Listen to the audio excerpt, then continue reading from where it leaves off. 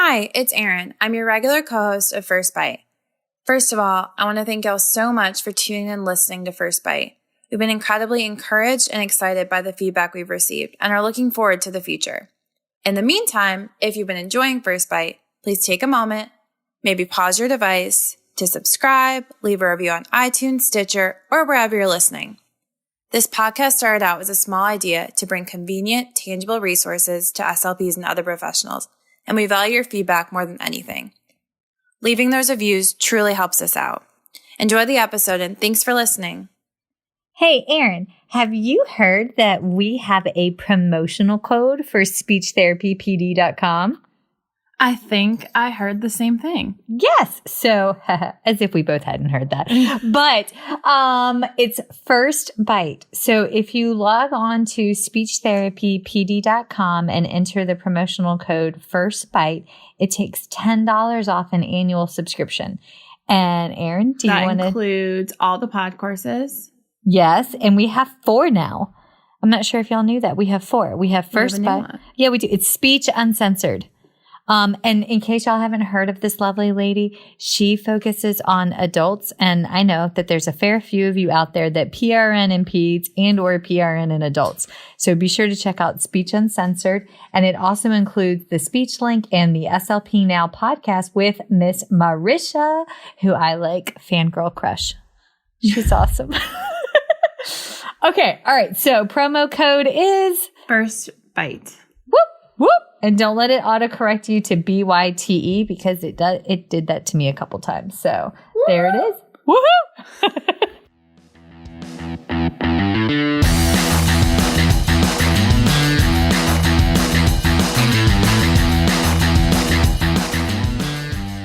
Hi, folks, and welcome to First Bite. Fed, fun, functional resources for the pediatric clinician. I am your host on this nerd venture, Michelle Dawson, MS CCC-SLP, the All Things Peds SLP. I am a colleague in the trenches of home health early intervention, right there with you. I run my own private practice, Heartwood Speech Therapy, in Coletown, South Carolina, and guest lecture nationwide on best practices for early intervention for the medically fragile child. First Bite's mission is short and sweet, to bring light and hope to the world for the pediatric clinician, parent, or advocate. In this podcast, we cover everything from AAC to breastfeeding, best practice for running a private practice, and all the nitty-gritty details involving feeding and swallowing by interviewing the subject matter experts themselves. We bring the data to you. Every 4th episode, I am joined by the lovely Erin Forward, MSP, CF, SLP, a Yankee transplant who actually inspired this journey and who also walks the wild, woolly, and sometimes sticky walk of early intervention with us. Sit back, relax, and watch out for all the squirrels and enjoy this geeky gig brought to you by SpeechTherapyPD.com.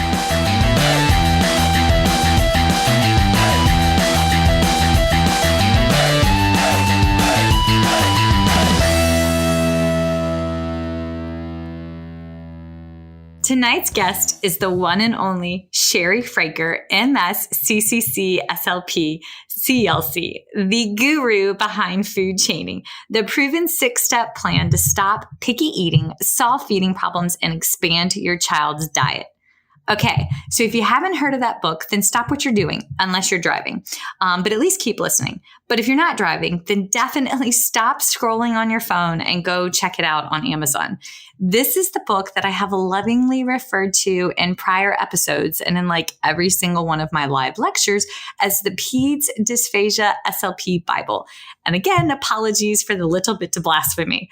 So let me tell you how much this book and this lady who I am like seriously fangirling and like blushing because I'm getting to talk to her, but she changed my stars. I came across this book several years ago when I first moved to South Carolina and started working primarily in peds. I needed resources as peds dysphagia and feeding. Well, they weren't covered in my grad program because I'm old. So lo and behold, I found this book. It was awesome.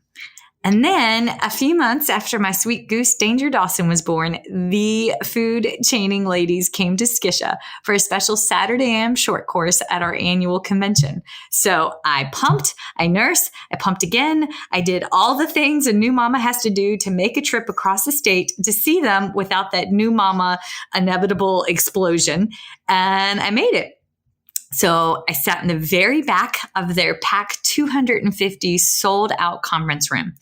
And somebody in the audience asked, when do you use chewy tubes or Z-Vibes?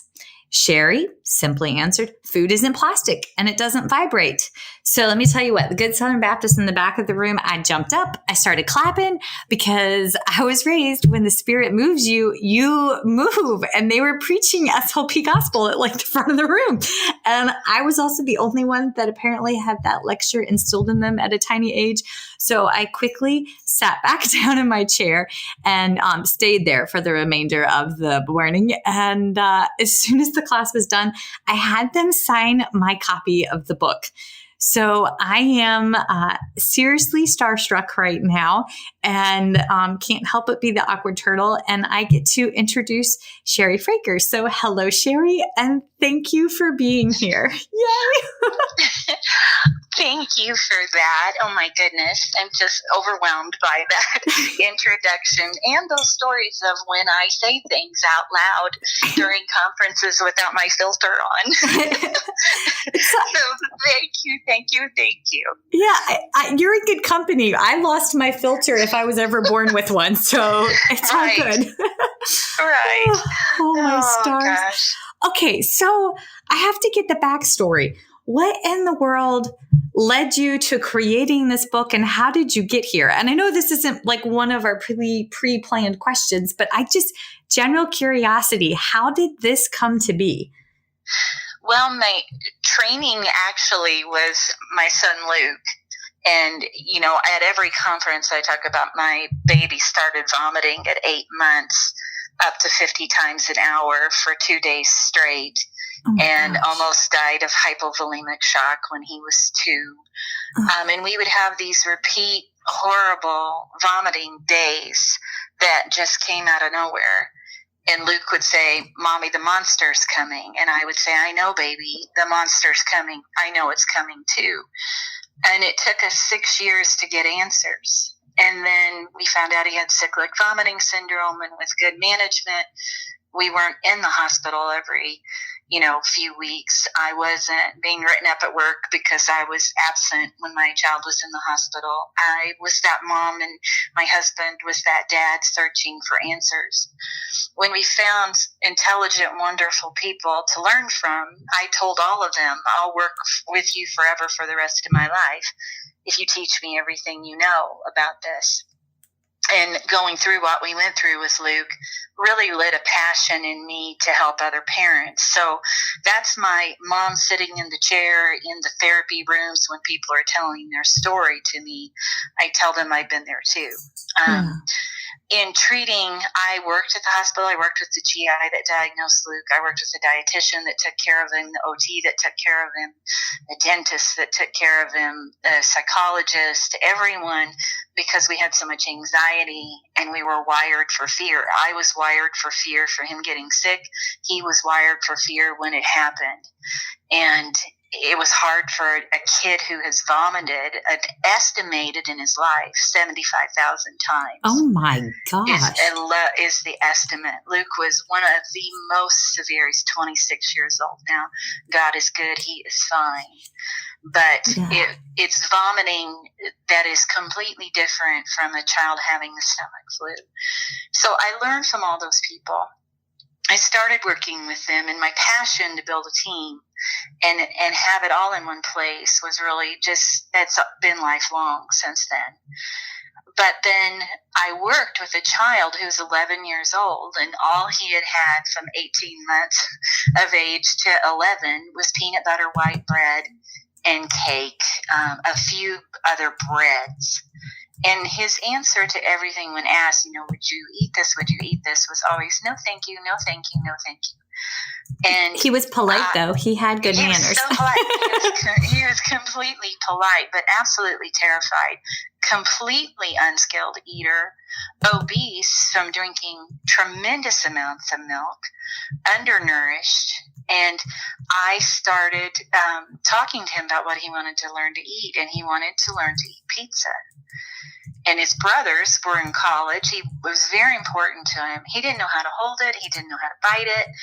And I just said, taste the sauce. So he tasted the sauce and with his finger, and his hands were shaking. And he came back the next week and he said, I put my finger in spaghetti sauce. And he said, Cheri, do you know that pizza sauce and spaghetti sauce kind of taste the same? And I was like, uh-huh. And he didn't. And I'm like, well, there's a link between those two. There's a chain between those two. And I said, well, what if we did things with your peanut butter and we put it with other things? Or we tried different kinds of bread. And I said, on a scale from 1 to 10, how did that taste? And he said the pizza was a 4. And, we wrote it down. And then he came in the next week and we started doing things. And we'd say, on that scale from 1 to 10. And I saw those numbers go up. And then I started linking things. And it's like the heavens opened and God, just this whole idea came in my mind of chaining. And the relationship between the foods, because I had a kid who had never learned to eat, only knew how to eat that peanut butter white bread. His motor planning for eating was so off. And so he was like the father of food chaining, and I dedicated the food chaining book to him. And within a year, he was eating foods from all food groups, eating with comfort, eating with joy. He's now majored in German. He can travel around the world and eat food. He's married. He's happy. He's healthy. And we started using the same approach with different kids. But I kept saying, this thing I'm doing, it's working. And it just came from there with the wonderful minds of the people around me. And we just keep adding to the program to build food chaining. And then again, pre-chaining, we started that as well. So that's how it started. Close to home. Close to home, yes. And I totally appreciate that age difference in wanting to eat what the big brothers are eating, because I'm on the upper end. Yeah, I'm the oldest of 5, but there's 12 years between my youngest sister and I. And that's hard. Right. And I told him, I said, Elliot, you're 11. I've got to think of you going to prom. I've got to think of you getting married. I've got to think of you as a person in the business world. You have to be able to eat and enjoy eating. And this is just not a healthy way of eating and not a healthy way of just living. So he was really released from those chains. They were chains of anxiety and fear. So.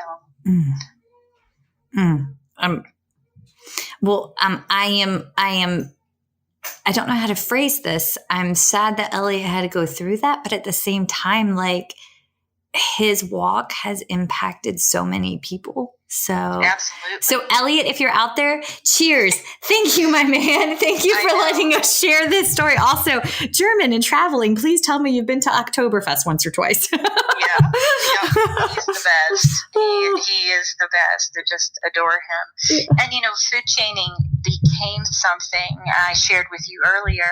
I'm now using with head and neck cancer patients. Yes. I'm using with oncology patients, where it's just tools that you can use whatever age.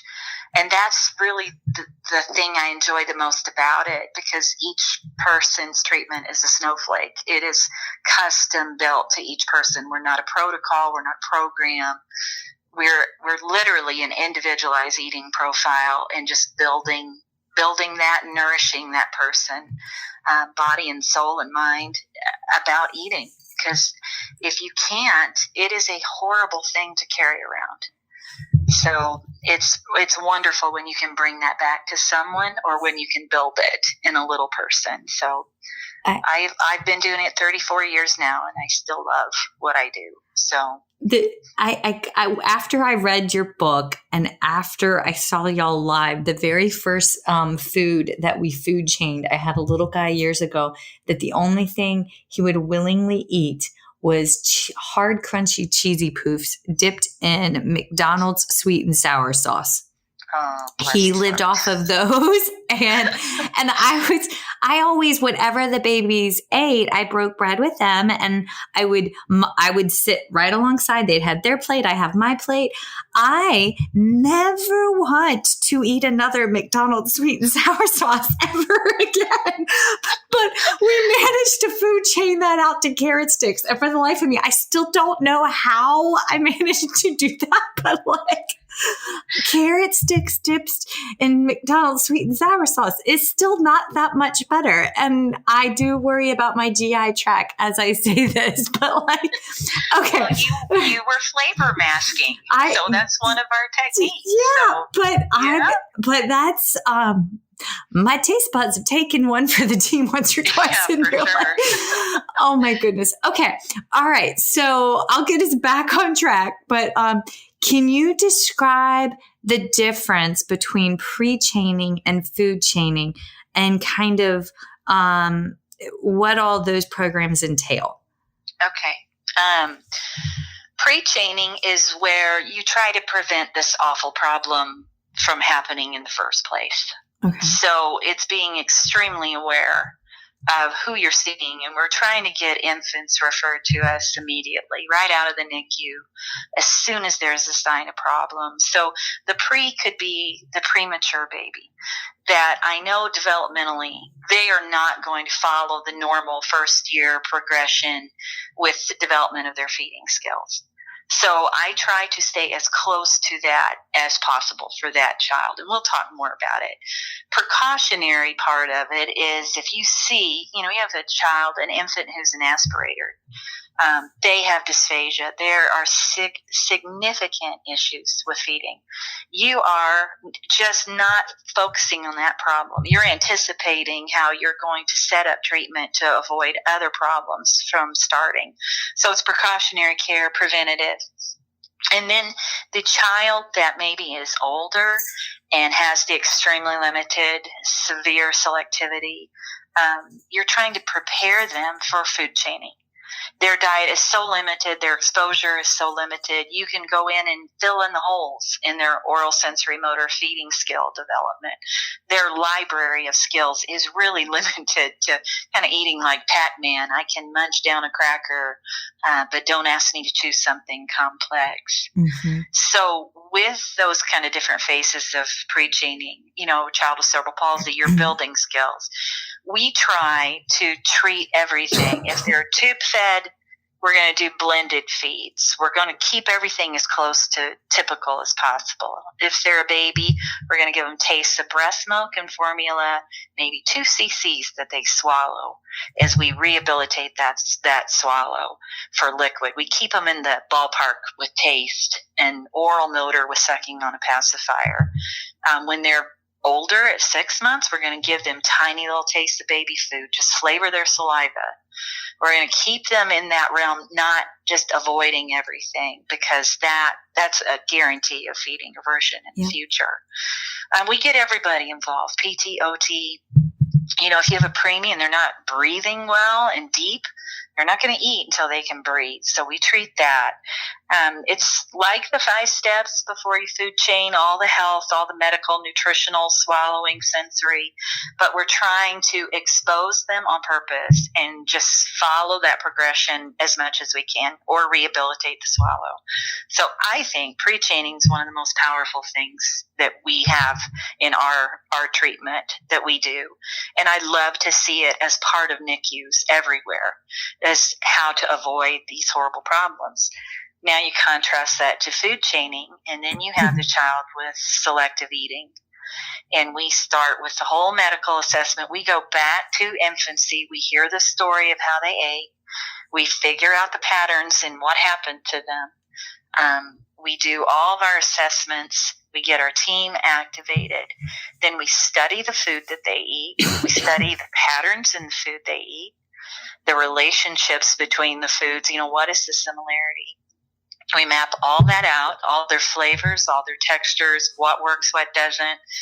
And then we start building from that small group. I always ask, what are the 5 favorites?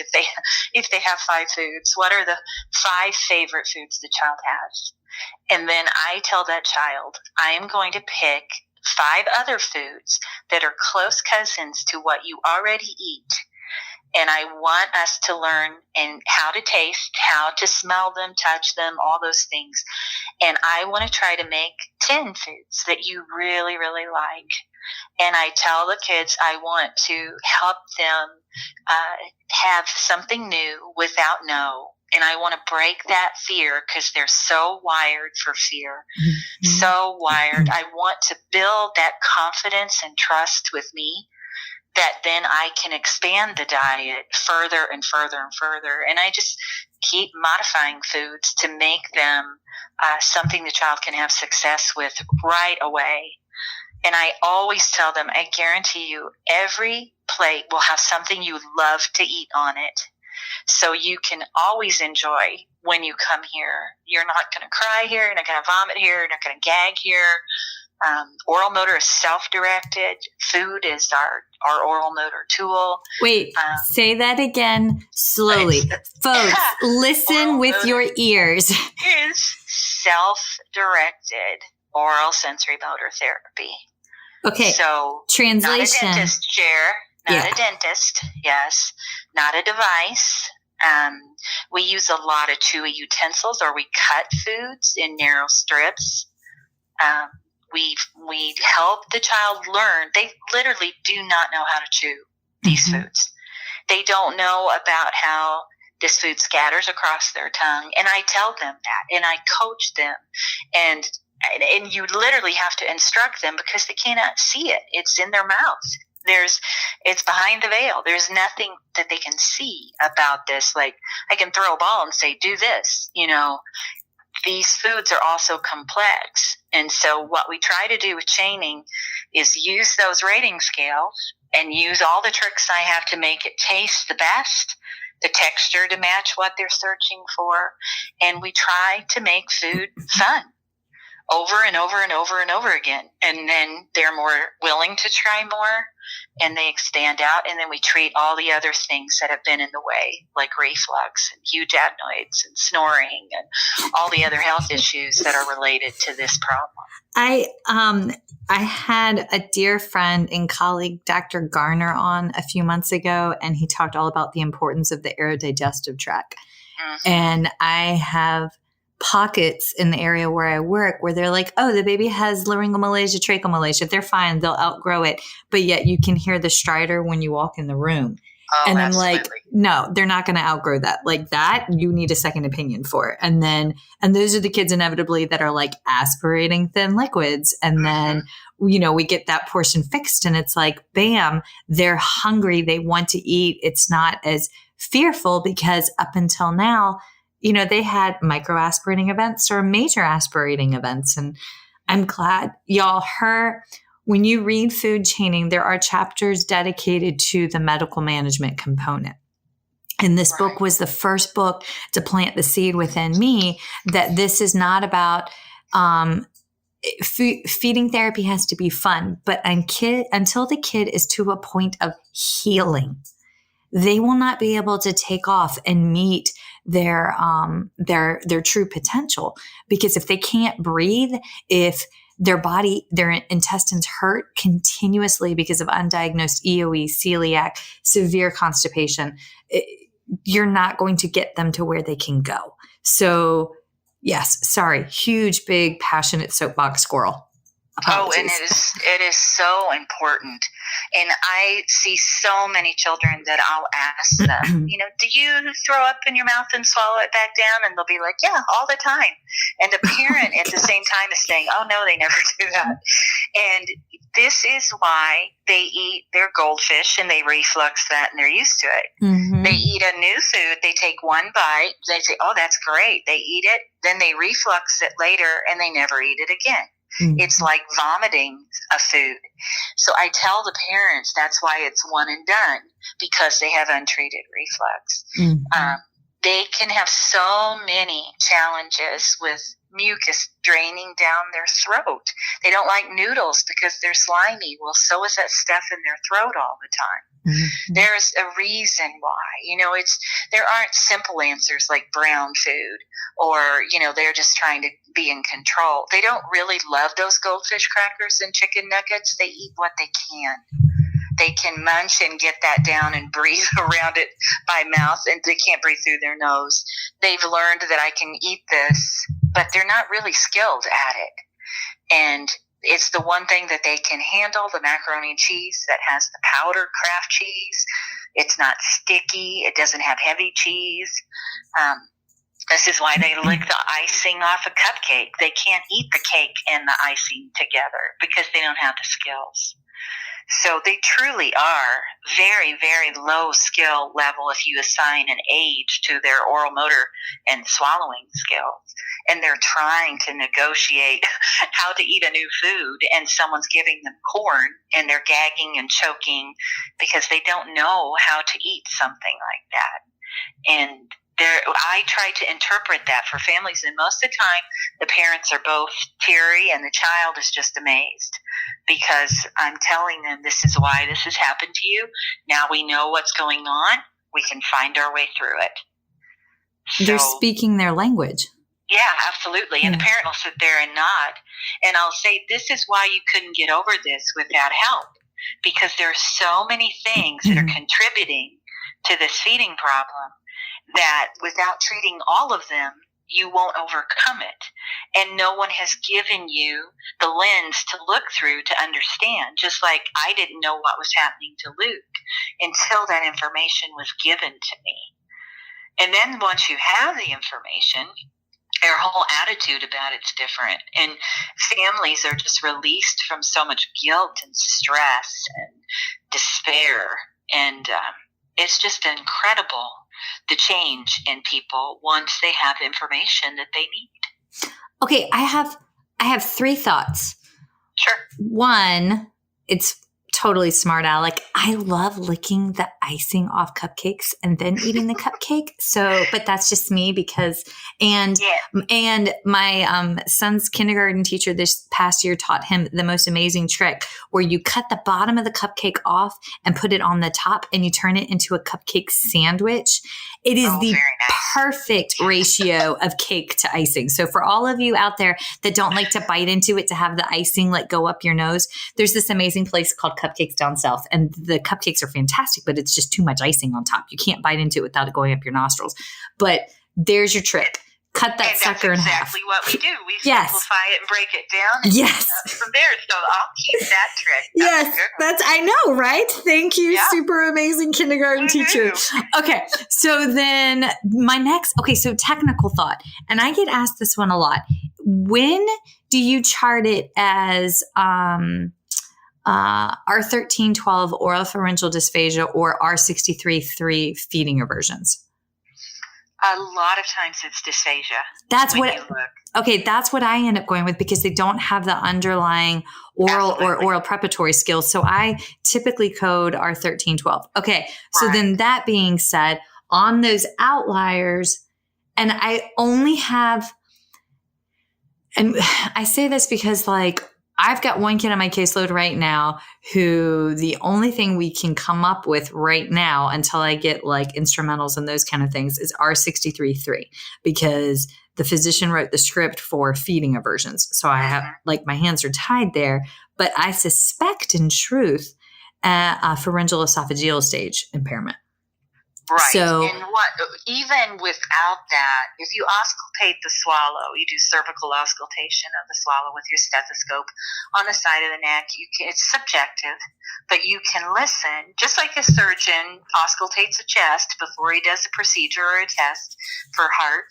We're listening to the timing of the swallow. We're listening to the sound of the swallow. Is there premature spillage? Is the child really not able to coordinate breath with bottle or cup or straw? Are they piecemealing that into 4 swallows to get a drink down? Is it that they don't have good lip seal, that they can't lateralize? Just watching how immature their patterns are, and then I always assign an age. If they're munching, like that, and their skills are, but it may be a 2-year-old child, but their skills are at 11-month level. Then in my documentation, I can put medical diagnosis from the physician, and then I put therapy diagnosis from myself. And I will say, child demonstrates signs of dysphagia, and I list all the reasons why and the age. Child should have skills at a 2-year-old level and do, the following. Should have the skills of a 9-year-old and doesn't. And that's the way I get around it. And then I say that the instrumental assessments are needed, the VOS Yes. or the swallow study or the FEES study or what we do in our swallowing clinic. But that's the way I get at it. And then when I know that they're gagging, choking, and they taking food out of their mouth, they cannot eat those more complex foods. They lack the skills. So that's where I get into the dysphagia. The aversion and the fear, that's less, where it's feeding aversion, and maybe they are just a super taster and they're so sensory and they're so overwhelmed that sometimes then the aversion is there. But usually there's an underlying dysphagia. I'd say 80% of the kids I see. Hey, I'm not sure if you've caught the updates yet, but I have the pleasure, if you haven't seen it already, of announcing the 2020 SpeechTherapyPD.com Conference at Sea. We are going aboard a Royal Caribbean Alaskan cruise departing Vancouver, British Columbia, July 10th through 17th of 2020. And I am thrilled and humbled to be announcing that I will be presenting. I have a 3-hour course, a 2-hour course, a 1-hour course, and I'm co-presenting another 3-hour course. And my co-presentation will be with the one and only Lee Ann Porter of Speech Uncensored, which is Speech Therapy PD's newest adult course podcast that just added to our lineup. And Marisha McGordy, the guru behind SLP Now, will also be there. And if you register before September 30th, then you get a free 6-month subscription to SLP Now. So again, make sure that you register before September 30th of 2019 for the Speech Therapy PD Conference at Sea, which is July 10th through 17th of 2020. And I cannot wait to see y'all aboard a ship where we're going to see real life bears and hopefully we'll get to see Northern Lights. So whoop, whoop, see you at sea. Bye. Because I get asked that a lot and I'm like, but you're missing the oral motor component or the pharyngeal motor component. And I mean, I got 25 kids on my caseload and I only have one that I have not given the R1312 code to. And I'm willing to bet that will change as new information comes in because we have some appointments coming up. Dun, dun, dun. Well, okay. What we love is diagnostic therapy. Yes. That's what you need. That every session, probably 6 sessions in, you're still doing the diagnostics. Yep. And people will say, well, they can swallow their crackers or they can swallow their McDonald's French fries or they don't have a swallow problem. Well, that dissolves down to nothing, basically. You give them something solid, you'll see the problem.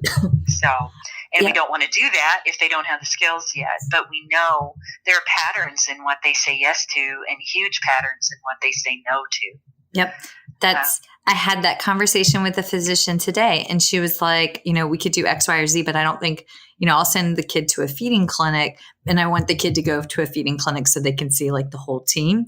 But she was like, I saw the baby eating crackers and they ate crackers fine. So I don't think we need a swallow study. And I was like, and this is not the moment to say, okay, but I still need an instrumental because I just got the door open to get the kid in the feeding clinic. And I know the girls there and I know that they will read my report and then immediately refer for a swallow study. But I was like, all right, cool. Thank you so much for the referral. And which is pretty impressive that at 36 years of age, I finally learned to shut up for a second. Right. So, one victory at a time. Yeah. That's right. It is like the comparison where people say, well, the baby can suck on a pacifier. Why can't they take a bottle? Mm-hmm. I mean, it's that same, we don't usually aspirate crackers. It's usually we're aspirating our saliva, we're aspirating secretions that are draining, we're aspirating gastric content. If you give them liquid, the wrong flow rate of the bottle, wrong flow rate of the cup, you'll see that they'll aspirate. So, Yep. Totally with you. Okay. So, all right. So then let me move on to the next question. If a child eats snack foods, French fries, and those lovely dinosaur-shaped gluten-free chicken nuggets that my boys love to throw down, why can't they just eat the other foods too? And how do we know that this isn't just quote unquote behavioral? Because I love when I get that on the notes. Right. What we do, when I said in chaining, we go back to the beginning. Usually there are problems in the beginning. And we say the onset of this problem was before the age of 1 year, before the child could choose to be quote unquote behavioral. So the core issues showed themselves the first year of life. Their skills, the foods, when we analyze with food chaining, what's going on with the food, what patterns are in those foods, we usually see that all those foods are uniform texture. They break down very, very easily. No juice comes out of them. You don't have to park part of it in the side of your cheek and then swallow and go back to it. It's very, very low level, uniform texture. They are always the same kind of foods is what we see. So the child has the very basic bottom level skills. If you and I went to a buffet and we were eating all these different foods, our oral motor plans would change dramatically based on what we were eating.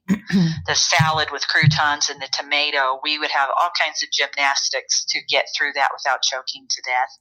The meat, the other foods that we have in the diet that we know how to eat, and we're very flexible eaters, and we can shift our plan very easily. We are skilled eaters, and these kids are not. So they are at the basement level of oral motor skills. We've got to build the skills. So the things that they eat, they usually eat those because they can. Like I said, they don't always love eating those. Those are just the foods that are highly reliable. And they have that very basic kind of Pac-Man munching pattern to get them down. So until we teach them how, this is a food, this is what you do. You bite into a peach and some juice comes out. You have to swallow the juice first, and then you have to chew, and then it'll break down. We have to give them, because they didn't have those exposures, we have to give them the motor plans and help them build those motor plans. And once we do, they become very relaxed eaters. They're able to look at a food and tell me, is this a big teeth food? What do we do with this one? How do we bite? I had a little guy yesterday, I was telling him, turn the triangle of the pizza towards your mouth. He was trying to explore pizza. He had it upside down. He had he's 9 years old, brilliant. He's been a tube-fed kid all of his life. He's so interested in pizza. Had no idea even how to hold it. So I coached him. And I'm like, this is how your friends eat it. The end of it, the little pointy part points to your nose. And I had him nibble like a rabbit. And I said, just get a tiny little taste.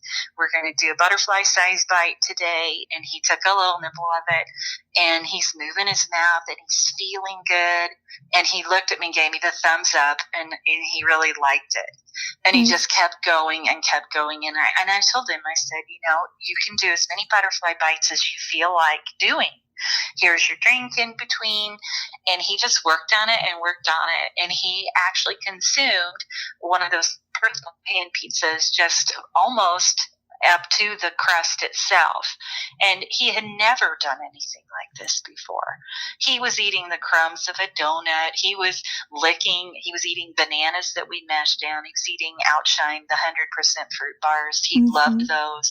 But this was the first time of something solid.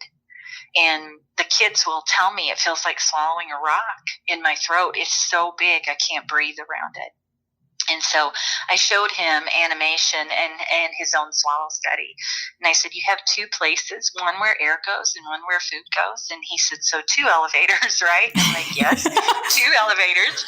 And I said, and this one is all protected when you're swallowing, and taught him all about it. And he said, so I won't die. And I said, that's right. Oh my gosh. Yeah.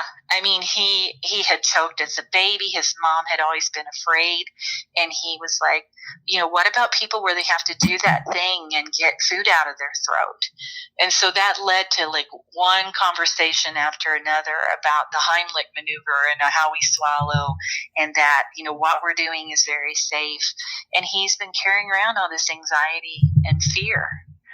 And so we really talked a lot about you're wired for fear, and this is something you don't have to be afraid of anymore because we've worked on all these other foods and you've done it, and your swallow study's perfect. And we played it while he was eating. And I said, this is more just getting used to how it feels now and how it feels to swallow something bigger. And we've adjusted his tube feeds. I said, your tube feeds were kind of blunting out your desire to eat. Yes. And we're letting your stomach rest at night now, and we know how to drink things to have calories in them that aren't always, Peptamen Jr. Mm-hmm. And there's ways that we can learn to eat these foods and feel really safe, and he's getting that confidence. But I've worked for a very long time to build that repertoire of foods for him, and we had to overcome so many health issues, the dysphagia, the aspiration, we had to overcome that, sensory, and then the fear, I think, is the one thing we don't appreciate nearly enough in children. How much that daily fear, when you don't swallow well all the time, they are really wired for fear. And I want to change that wiring. So, as I like cough up a tiny lung in the background. Sorry. I'm not aspirating, folks. Just She's fine, everybody. I'm fine. It's definitely not aspirational Moroccan mint tea. No. What I was going to say is I sometimes feel like we get stuck, and I know I originally started out like this and practiced this way for a very long time as a clinician. I felt like I was a silo, and I felt like if I made a referral or asked for assistance from a team, that it meant that I was failing as a clinician. Right.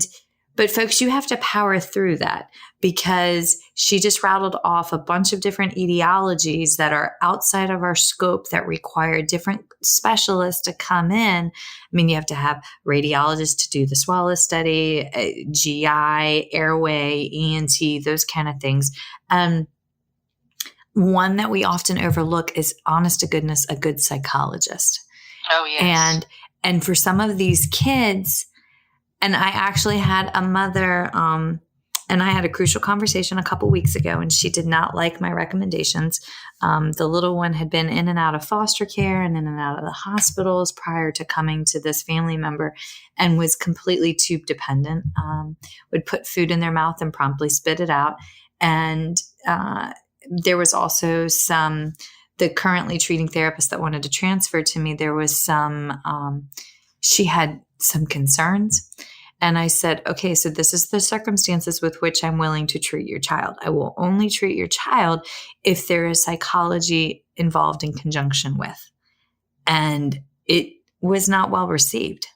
Sure. But I feel like I was there to explain the gravity of the situation. And when I followed back up with the physician's office, sent the referral, and I explained, this is what's going on. These are the signs and symptoms. I was like, I can't treat the depth of that anxiety and PTSD and everything that happened that led to this child being tube dependent. That's not me, but I need that in conjunction with. But even our regular quote unquote feeding kiddos, their anxiety, y'all, we have to explain it and address it. Also, I'm thinking of a video that a mama sent me yesterday where her daughters are honorary SLPs for her little boy, and they were explaining how to eat popcorn. And the kid spontaneously ate a bite of like those, what are the white cheddar 40 cal bags of popcorn? And he ate a bite of popcorn with his sisters coaching him through. It's not scary. You got this. You're the man. And I was like, yes, he's the man. I mean, he's 5 and he's got a little Buddha belly, but like, he's the man. Yes. Oh, my stars. Okay. All right. So how do you use pre-chaining and food chaining therapy to treat children with true dysphagia? And again, that can be 80 to 90 to like 97% of the kiddos. Right. Well, with infancy, you have to know the flow rate of the bottle that you're using. Now, I use Dr. Brown. They have the Go with the Flow chart, or I use Britt Pados's scale. Britt is the nurse who's developed a scale of flow rate for products. Breast milk flows 7 to 8 ml per minute. So that means if it was in a bottle, the baby should consume 7 to 8 ml in 1 minute of feeding. There are bottles that flow at 24, at 40, at 16, 12. The ones that look like a breast all flow very, very, very fast. Mm. You want something that stays the same flow rate. I tell moms, if you were nursing your baby, if your baby could have nursed, your breast milk would flow in that range the whole time you breastfed. There are times we have bursts, there are times we have more, but generally breast milk flow stays the same.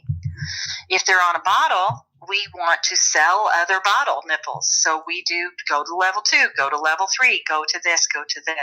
And we're changing at 6 months of age when their tongue is dropping in their mouth, making more space. At exactly the wrong time, we're increasing the flow.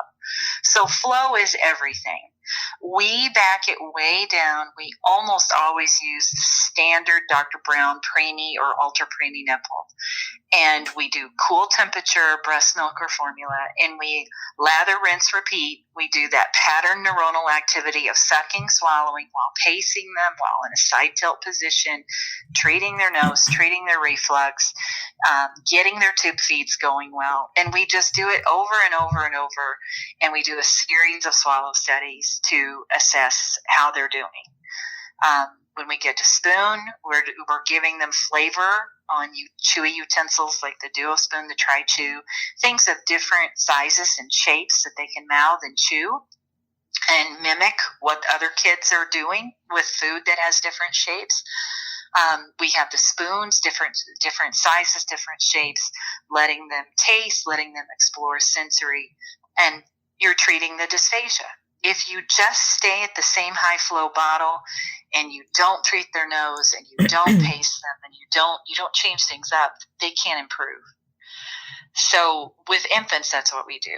With children, we usually do small diameter straw. We may do sip cup. I hate it when people say no sip cups. Everyone should have an open cup. Everyone should have, yes. Sip cups can be the difference between aspiration, no aspiration. Mm-hmm. And I usually use Think Baby, the soft ones, Nobi, soft spout sip cups. And I'm still working those oral motor patterns, working on lip seal, working on coordination of the swallow. Many times we take the kids, we do a swallow study, we see what's going on. Our ENTs look, we talk to them, could there be a laryngeal cleft? Are the adenoids huge? And the pressures for swallowing are decreased because the child can't breathe through their nose. They're trying to breathe by mouth around liquid. Is that why they're aspirating? Position change, everything. We work on the chewing, biting, swallowing, all the way up. And some children are never going to eat orally. They're going to have a tube. With their tube feeds, we're going to make that as close as we can to food, not just, Pediasure, not just a supplement. But we're trying to keep the child on track as much as we can while they can participate and have a taste of the same foods their family's having. Maybe a little bit of spaghetti sauce when they're having spaghetti, maybe some sauce off pizza, soups, just things to give flavor and follow along with what the rest of the family's having. We don't want the child separated from everyone, and tube feed is done away from the table. We want to try to make it as normal and healthy and happy as we can. And we are huge fans of Marcia Dunn-Klein. We love Marcia. We present with Marcia in the past about the Get Permission approach and her blended tube feeds. That's a good resource for people if they haven't checked that out yet. Okay. And one thing just to say on there, when she talks about the importance of the tube feeds, children that have constant tube feeds, they are not used to developing hunger cues. And so I always compare it to you go on a cruise and you have the all night buffet or the midnight buffet, and then you wake up and then they shuffle you here and they tell you to eat now, and they shuffle you here and they tell you to eat now.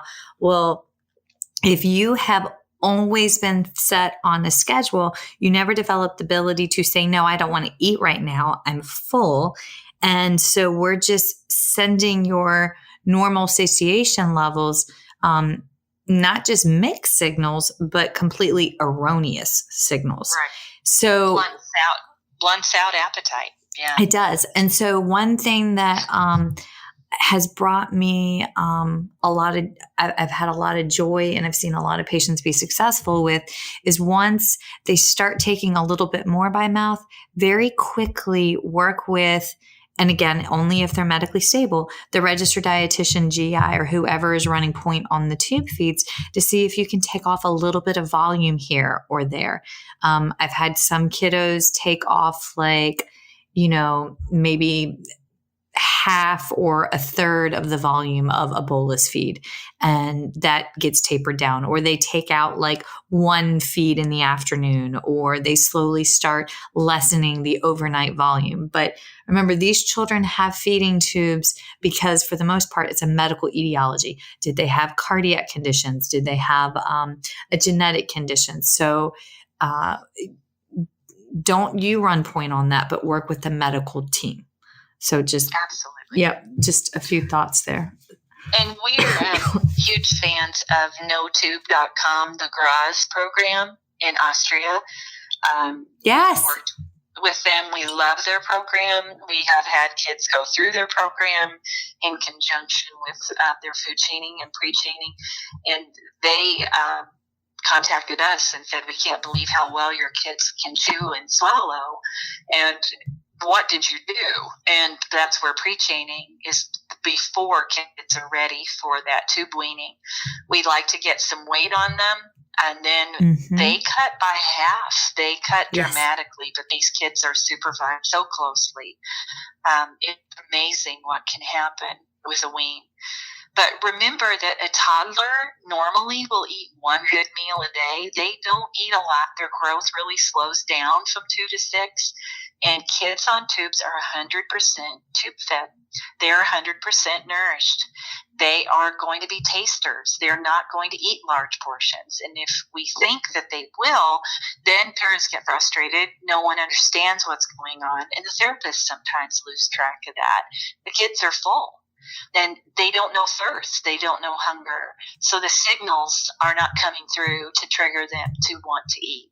Yeah. And we have to keep that in mind. And you mentioned the psychologist before. A lot of it is the psychologist helping all of us, helping me do my best work for them, helping us all communicate with each other, helping the child not have that fear. And the brain-gut connection here is huge with what we're trying to do to help these kids overcome these issues. Yeah. Okay. So in 4 minutes or less, dun, because I have to save time for the Q&A, because I know there's going to be questions. So I have to be I want to have you back. Can we have you back? But yay. Okay. Oh my goodness. I'm going to blush again. Okay. All right. But in 4 minutes or less, what sets food chaining apart from other therapy programs? I think that it is so individualized to each child. I think it's so medically thorough, completely medically thorough. We get them nourished before we start working on the food. We get all of their ENT appointments, their swallow studies. We gather all that information in those first 2 steps, and we get them healthy and feeling good. So happy, healthy aerodigestive tract with scheduled meals and snacks and the right foods in front of you. We're stacking the deck in the child's favor for being successful. We're coaching the parent so they know how, the language of food chaining, what to say, what not to say. And we give the child ownership. Once the food's in front of them, it belongs to them. The child doesn't have to feel like, I'm afraid of this person. And I think we take away fear.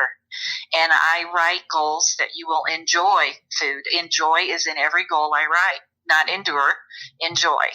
So I think that is one of the biggest things that we do, and that our oral sensory motor is oral sensory motor for food, not the dentist chair, not someone poking in your mouth. We make it as normal as we can. And I think we are a team. We truly are a team. It takes a team to do this, and a parent is very much one of the major team players. We try to give the parent the gift of all this information, so every meal is therapeutic, and we don't like a life of therapy. We like a therapeutic life. How did I do? That I was ready to say, oh my gosh. And now I've got like 14 follow-up questions. One of the biggies, one of the differences that I saw in studying this approach versus some of the other approaches that are out there is, and there are approaches where the clinician places the food in the patient's mouth. The clinician forces the bite.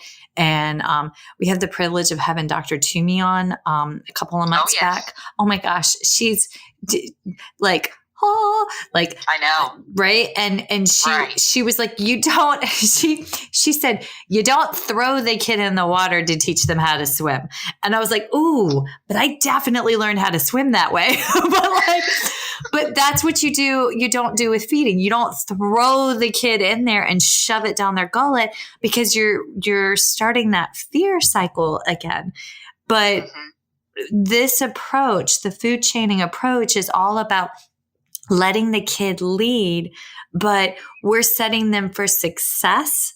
And so that when they do take that first step tiptoeing into the water, they have those pre-chaining fundamentals under their belt. And it's, y'all, this really truthfully has helped so very, very many of my patients. I mean, Bear could survive on chicken nuggets, but you know what? That baby loves some smoked salmon on a Sunday morning, and which is not a redneck food. That's a Yankee one that I borrowed. But I mean, like we've gotten there, and he was my preemie that had acid reflux, that had a helmet, that had all the things, and there it is. Okay. Yeah. Now, before we leave, you've been very candid with me in your walk on how you've used food chaining with your adult patients as well. Right. And let's be honest, many of us listening wear many hats, and we also treat adults who have oral pharyngeal dysphagia. And can you briefly describe, if folks wanted to learn more about pre-chaining and food chaining, even for adults with geriatrics or head and neck cancer or just cancer in general, how do they reach you? Where can they learn more about that? Because that's phenomenal. It is. And I'm a cancer survivor myself. In 2015, I had breast cancer, and God is good. I'm doing fine. But at the same time was being trained to do the oncology rehab. So it's how, I was the patient.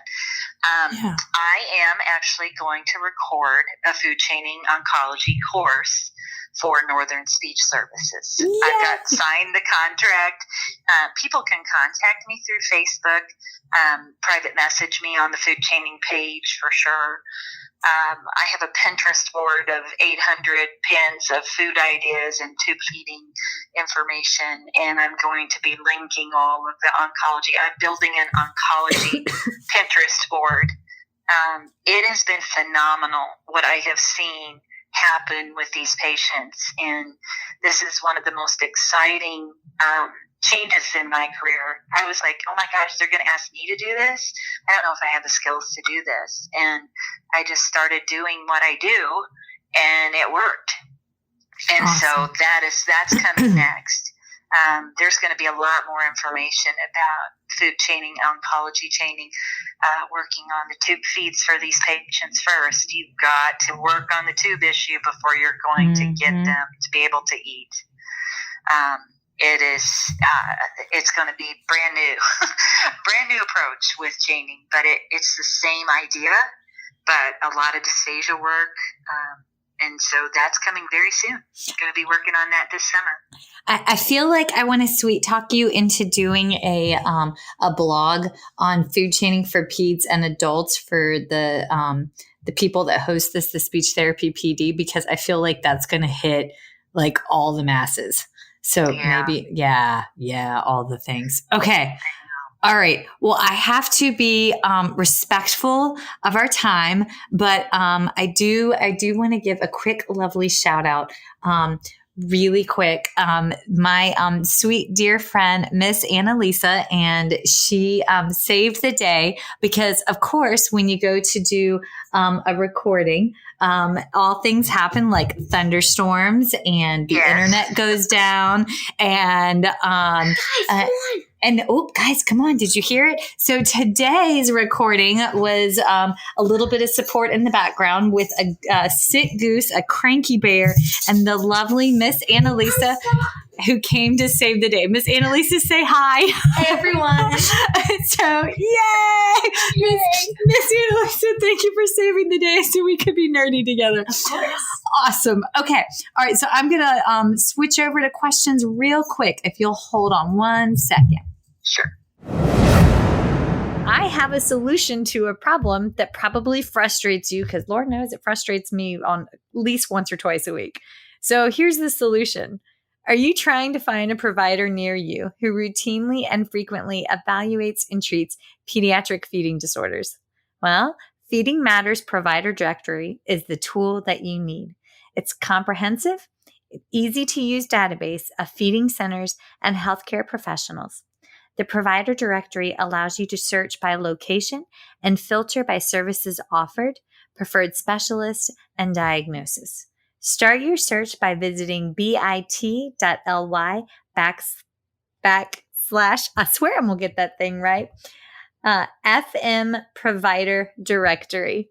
And make sure that you submit to be listed too. All right. Enjoy, folks.